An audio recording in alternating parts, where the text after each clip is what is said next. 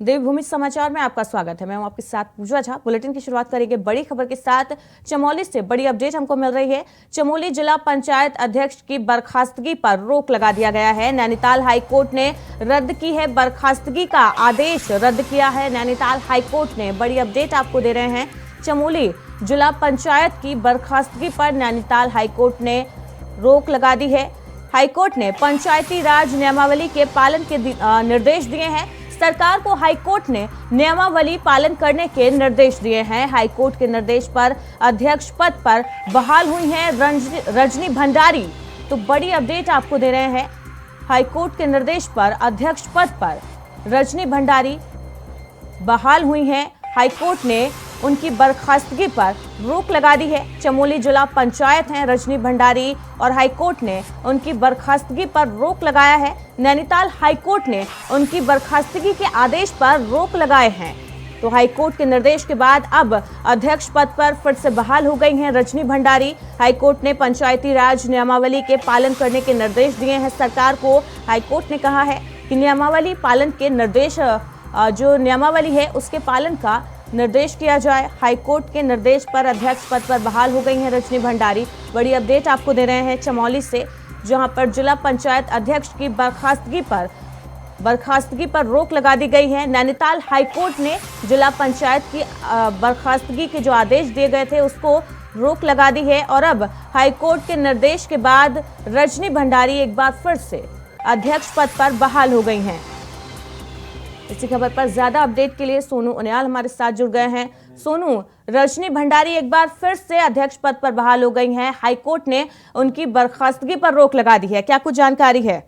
जी बिल्कुल, जिस तरह से 2012 में जो नंदा आजाद यात्रा हुई थी, जिसके बाद जो रजनी भंडारी है जिला पंचायत अध्यक्ष, उन पर आरोप लगाए जा रहे थे वित्तीय अनियमितता के, लेकिन जो हाईकोर्ट है कल उन्होंने सुनवाई की थी जिस पर उनको दोबारा फिर बहाल कर दिया गया है। हालांकि जो उनके बहाल होने पर जो कांग्रेस के जो कार्यकर्ता है उन्होंने पुरजोर स्वागत किया है और जो जगह जगह है उन्हें आतिशबाजी भी उन्होंने कल जो थी वो देखने को मिली। जी सोनू, किसने हाईकोर्ट में ये याचिका दायर की थी और क्या कुछ उन पर आरोप लगे थे रजनी भंडारी को, जिसके बाद उनको बर्खास्त करने का आदेश दिया गया था?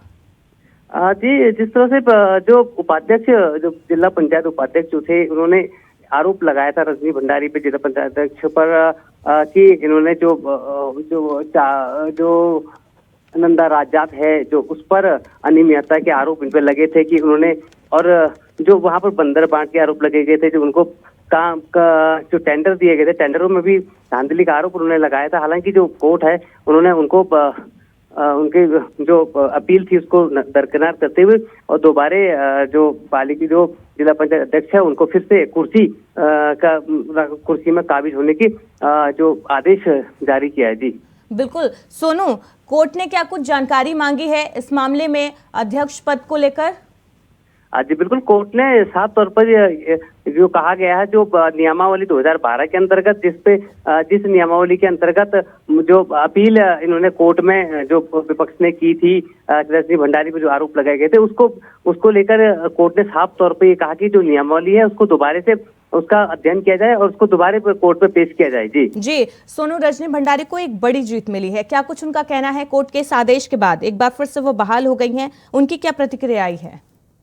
जिस तरह से रजनी भंडारी को दोबारा जो कुर्सी मिली है, दोबारा जो हाई कोर्ट ने उनको जो उनका पद दिलाया, उसके बाद जो रजनी भंडारी काफी खुश है और उनका ये कहना है कि जो विपक्ष है वो बार उन्होंने 2012 में भी उनके खिलाफ ऐसे ही कोर्ट में साजिश के तरफ कोर्ट में अपील की थी। हालांकि वहां भी उस समय भी जो विपक्ष है उसको हार का मुंह देखना पड़ा था और इस बार भी जो प्रशासन के जो डीएम रैंक के 2 अफसर थे उन्होंने भी क्लीन चिट उस समय 2012 में जो रजनी भंडारी को दे दी गई थी। जी बहुत बहुत शुक्रिया सोनू इस अपडेट के लिए आपका।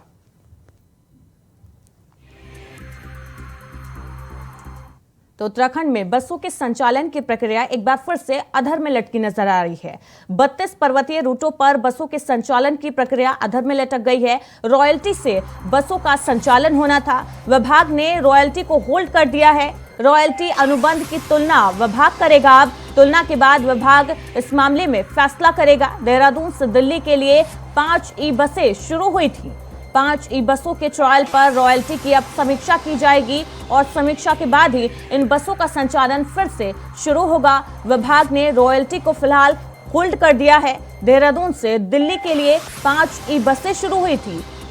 5 ई बसों के ट्रायल पर रॉयल्टी की समीक्षा होगी। अब रॉयल्टी और अनुबंध की तुलना करेगा विभाग। जी हां, रॉयल्टी और बसों का जो अनुबंध हुआ था उसकी तुलना विभाग करेगा, जिसकी समीक्षा के बाद संचालन की जो प्रक्रिया है उसको फिर से रफ्तार दी जाएगी। तो उत्तराखंड में फिलहाल बसों के संचालन की प्रक्रिया पर ब्रेक लगता नजर आ रहा है। अधर में लटकी है बसों के संचालन की प्रक्रिया।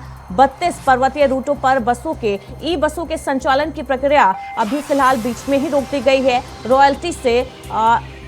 रॉयल्टी से बसों का संचालन होना था और विभाग ने फिलहाल रॉयल्टी को होल्ड पर रखा हुआ है। रॉयल्टी और अनुबंध की तुलना की जाएगी विभाग द्वारा। तुलना के बाद विभाग इस मामले में फैसला करेगा। देहरादून से दिल्ली के लिए आपको बता दें 5 ई बसों की शुरुआत की गई थी।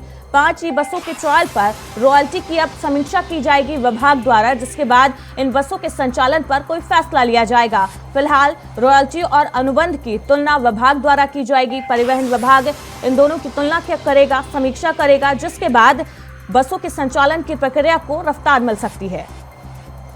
इसी खबर पर ज्यादा अपडेट के लिए अभय कैंत्रो हमारे साथ जुड़ गए हैं। अभय, देहरादून से दिल्ली के लिए 5 ई बसें शुरू की गई थी, लेकिन इनके ट्रायल पर फिलहाल रोक लग गई है। रॉयल्टी की अब समीक्षा की जाएगी विभाग द्वारा, उसके बाद संचालन की जो प्रक्रिया है वो फिर से शुरू हो सकती है। क्या कुछ जानकारी है?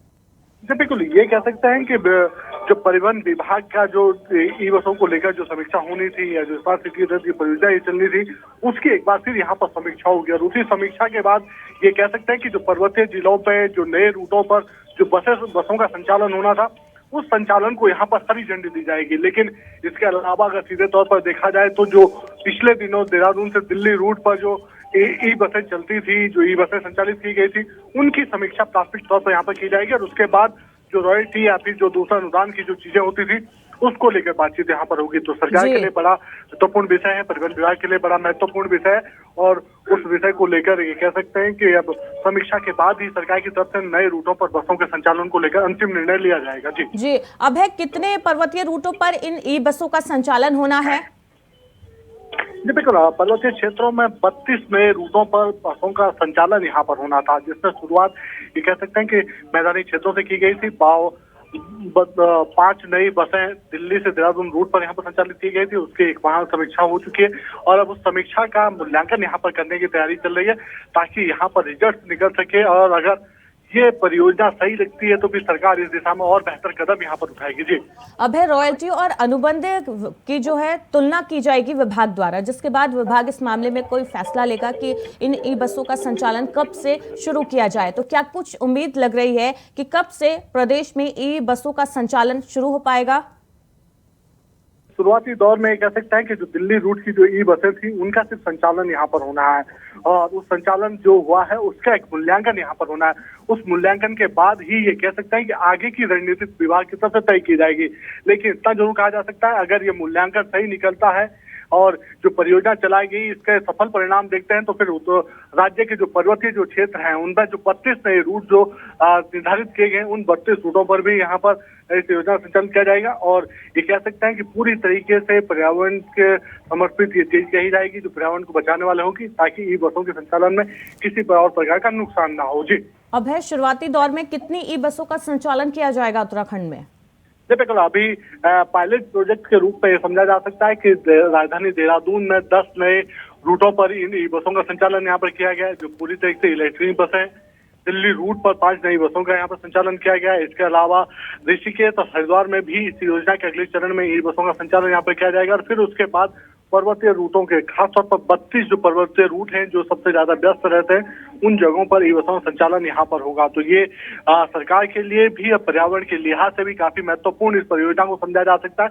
ऐसे में दिल्ली रूट की जो 5 ई बसों थी जैसे उनका उसका मूल्यांकन यहाँ पर होगा, रॉयल्टी और इन सब चीजों को लेकर बातचीत यहाँ पर पूरी हो जाएगी तो फिर ये समझा जा सकता है कि सरकार इसको हरी झंडी देगी। क्योंकि अभी तक ये कह सकते हैं कि परियोजना को शुरू तो किया गया है लेकिन जो रॉयल्टी ई बसों के संचालन से राज्य सरकार को मिलनी थी वो अभी तक उस पर निर्धारित तिथि या निर्धारित रकम तय नहीं कर पाई कि कितनी रॉयल्टी उनको दी जानी है और क्या इस रॉयल्टी के पीछे चरणबद्ध तरीके से देने का काम किया जाएगा, उन सब चीजों को लेकर बातचीत यहाँ पर होगी। जी बिल्कुल अभय, अब देखना होगा कि कब तक इस परियोजना को हरी झंडी मिल पाती है विभाग की तरफ से। बहुत बहुत शुक्रिया इस अपडेट के लिए आपका। वहीं केंद्र सरकार की तरफ से संसद में पेश किए गए बजट पर आप पार्टी के प्रदेश समन्वयक ज्योत सिंह बिष्ट ने अपनी प्रतिक्रिया दी है। आप नेता ने कहा कि बजट पूरी तरह से 2023 के चुनावी राज्यों को समर्पित है। इस बजट में गरीबों, किसानों, बेरोजगारों के लिए कोई प्रावधान नहीं है जिससे मध्यम वर्ग के लोगों को इसका लाभ पहुंच सके। इस समय महंगाई देश की सबसे बड़ी समस्या है। बजट से महंगाई पर रोक लगने के साथ साथ लोगों को रोजगार मिले, इसके लिए बजट में कोई प्रावधान नहीं है। उत्तराखंड में जोशीमठ आपदा के लिए भी बजट में कोई प्रावधान नहीं है। ज्योत सिंह बिष्ट का कहना है कि उत्तराखंड के लोग पूरी तरीके से निराश और हताश हैं इस बजट से। जोशीमठ की आपदा के अलावा राज्य इस समय जिन परेशानियों से गुजर रहा है उससे उबरने के लिए भी राज्य को एक बड़े पैकेज की जरूरत है, जिसको वित्त मंत्री ने पूरी तरह से नजरअंदाज किया है। उत्तराखंड को निराश करने का काम वित्त मंत्री निर्मला सीतारमण ने किया है। वित्त मंत्री ने बजट पर टैक्स स्लैब की चादर को तानकर बजट की सारी कमियों को छुपाने का शानदार प्रयास किया है। द्वारा आज जो बजट पेश किया गया, ये बजट देश के उन राज्यों जिनमें 2023 में चुनाव होने हैं उनको ध्यान में रख करके पेश किया गया बजट है। उत्तराखंड को इस बजट से पूरी तरह से निराशा हाथ लगी है। उत्तराखंड में जोशीमठ की जो आपदा से ग्रस्त परिवार है उनके लिए बजट में कोई प्रावधान न किया जाना चिंताजनक है और उसके अलावा उत्तराखंड के लिए किसी अन्य क्षेत्र में बजट में कोई प्रावधान नहीं किया गया है। उत्तराखंड के अंदर लोगों को उम्मीद थी कि इस समय जोशीमठ की आपदा के साथ साथ राज्य को एक बड़ा पैकेज मिलेगा और उससे राज्य की जो दुश्वारियां हैं वो दूर होंगी, लेकिन ऐसा नहीं हुआ। इसके अलावा वित्त मंत्री ने बड़ी चालाकी से बजट की जो टैक्स स्लैब है उसमें एक चादर, मजबूत चादर तान करके बजट की कमजोरियों को छुपाने का प्रयास किया। इस बजट से महंगाई पर रोक लगने का कोई प्रावधान नहीं है। लोगों को रोजगार कैसे मिलेगा इसकी बजट में व्यवस्था नहीं है। किसानों की आय दोगुनी कैसे होगी इसमें बजट में व्यवस्था नहीं है। और उसके साथ साथ जो दावे बजट में किए गए वो सारे दावे ठीक ऐसे ही हैं जैसे खाते में 15 लाख आएंगे या अच्छे दिन आएंगे। तो कुल मिलाकर के कह सकते हैं कि चुनावी साल का बजट पेश करते हुए भी वित्त मंत्री ने अपनी इस बजट की पोथी में देश की जनता को निराश किया है। वहीं बजट को लेकर विपक्षी पार्टियों की तरफ से उठाए जा रहे सवालों पर पलटवार करते हुए बीजेपी के वरिष्ठ नेता पूर्व सांसद बलराज पासी ने कहा, जो काम पूर्व की कांग्रेस सरकार ने नहीं किया वो काम पिछले 10 साल में बीजेपी की मोदी सरकार ने कर दिखाया। इसलिए विपक्ष के पास अब कहने के लिए कुछ नहीं बचा है। जो हाईवे बन रहा है दिल्ली तक का, जो 26 घंटे की दूरी थी अब वो 12 घंटे की रह जाएगी, उसमें इतना पैसा दिया तो कोई जनरल बजट में थोड़ी उसका उल्लेख हुआ। लेकिन अब वो बन रहा है तो उत्तराखंड के आदमी को से भी अगर यहाँ से कोई माल बनेगा, यहाँ से इंडस्ट्री से उसको अगर बॉम्बे जाना है तो वो कम पैसे में जाएगा तो उसका लाभ जो सीधा सीधा उत्तराखंड को भी प्राप्त होगा। अगर कोई भी योजना बनती है इस समय जो पूरी, अगर जब ये समग्रता में जब तक हम नहीं सोचेंगे, देश को लेकर नहीं सोचेंगे, आज करोड़ों शौचालय अगर खुले पूरे देश के अंदर बने तो उसके लिए जो बजट दिया गया, उज्ज्वला में अगर करोड़ों रुपया दिया गया उसमें जो बजट दिया गया, जन धन में जो है लोगों को जो पैसा मिला उसमें जो बजट दिया, तो पूरे देश को देख कर ही और उसकी समग्रता को देख कर उसमें जो है सरकार निर्णय ले रही है। वहीं जोशीमठ आपदा पर राज्य सरकार परिस्थितियों के अनुरूप स्थानीय जनता को राहत देने का काम कर रही है। जोशीमठ आपदा के लिए सीएम की तरफ से कोऑर्डिनेशन के लिए नियुक्त किए गए बद्रीनाथ केदारनाथ मंदिर समिति के अध्यक्ष अजेंद्र अजय ने कहा, जोशीमठ की जनता को राहत पहुंचाने का काम तो सरकार की तरफ से किया ही जा रहा है, साथ ही साथ पुनर्वास विस्थापन की जो चुनौती थी उस चुनौती से निपटने के लिए भी स्थानीय जनता को 3 विकल्प दिए जा रहे हैं ताकि उनको राहत मिल सके।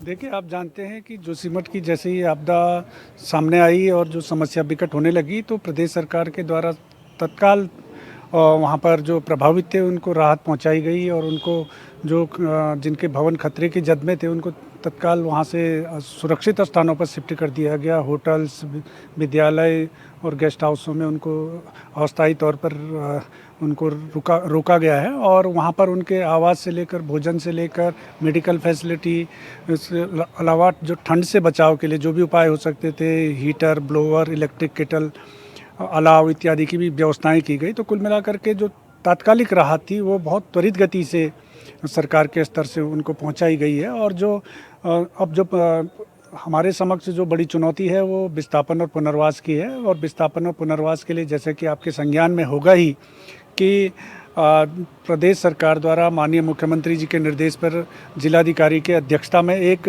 स्थानीय जो जनप्रतिनिधि थी उनके कमेटी बनी थी और उस कमेटी ने जो प्रभावित थे उनके सबके सुझावों को सम्मिलित करते हुए उनके अस्थायी विस्थापन और पुनर्वास के लिए 3 विकल्प रखे हैं। और उन 3 विकल्पों पर जो प्रदेश शासन के स्तर पे एक हाई पावर कमेटी गठित की गई है, उसने उसको सैद्धांतिक सहमति प्रदान कर दी गई है और अब वो जल्दी ही कैबिनेट में लाया जाएगा। मुख्यमंत्री पुष्कर सिंह धामी से उत्तराखंड की झांकी मानस खंड के कलाकारों ने मुलाकात की।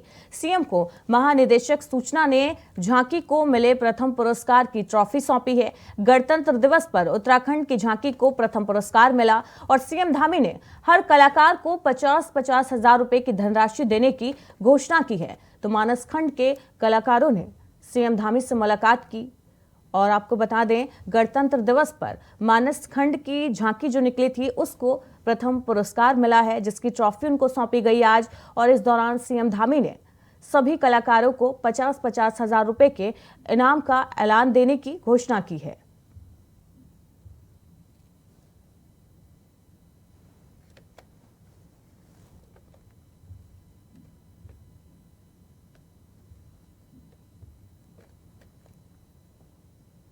वहीं मसूरी देहरादून मार्ग ऋषि आश्रम के पास देर रात एक मर्सिडीज कार में आग लग गई। आग लगने की सूचना से इलाके में हड़कंप मच गया। कार को देखते ही देखते आग इतनी बुरी तरह फैल गई कि पूरी कार जलकर राख हो गई। घटना की सूचना मिलते ही मसूरी पुलिस फायर सर्विस मौके पर पहुंची और कार में लगी आग को बमुश्किल बुझाया, लेकिन तब तक आग पूरी तरीके से जो कार थी वो आग में पूरे तरीके से जलकर खाक हो चुकी थी।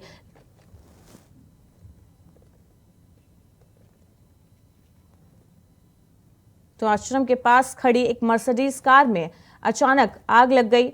बता दें कि हरियाणा से पर्यटक जो है वो उत्तराखंड घूमने आए थे और गाड़ी को एक आश्रम के पास पार्क किया था, जहां उसमें एक अचानक आग लग गई। वहीं सूबे के मुख्यमंत्री पुष्कर सिंह धामी आज जिला कारागार देहरादून के भ्रमण करने पहुंचे, जहां उन्होंने जिला कारागार का निरीक्षण कर कौशल विकास योजना के तहत कार्यक्रम में शिरकत की। आपको बता दें, जिला कारागार में बंद कैदी जहां अपने हुनर के चलते विभिन्न रोजगार कार्यक्रम से जुड़कर विभिन्न उत्पादकों का निर्माण कर रहे हैं, तो वहीं कैदियों को भी कौशल विकास योजना के तहत प्रशिक्षण कार्यक्रमों से जोड़ा जा रहा है। साथ ही ड्रग फ्री कार्यक्रम के तहत उन्हें जागरूक किया जा रहा है। कार्यक्रम के दौरान मीडिया से बात करते हुए मुख्यमंत्री पुष्कर सिंह धामी ने कहा कि कैदियों को भी कौशल विकास योजना से जोड़ा जा रहा है। साथ ही उन्होंने कहा, इस आम बजट में असहाय और बुजुर्ग कैदियों की जमानत के लिए बजट की व्यवस्था की गई है, जो केंद्र सरकार का बेहतर प्रयास है।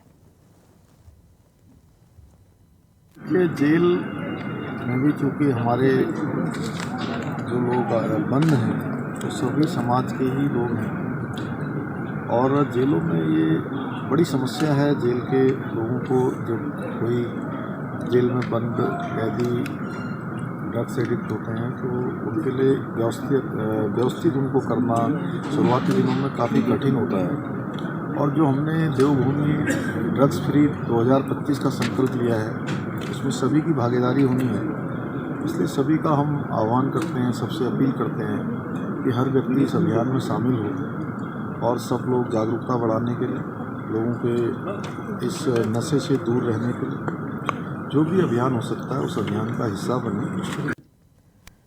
वहीं हल्द्वानी नगर निगम और जिला विकास प्राधिकरण ने भारी फोर्स के साथ बनभूलपुरा के लाइन नंबर 8-12 में 2 अवैध बिल्डिंग पर जेसीबी चलाकर उन्हें ध्वस्त कर दिया। बीते दिनों कुमाऊं कमिश्नर दीपक रावत ने यहां छापा मारकर इन अवैध निर्माण को ध्वस्त करने के निर्देश दिए थे।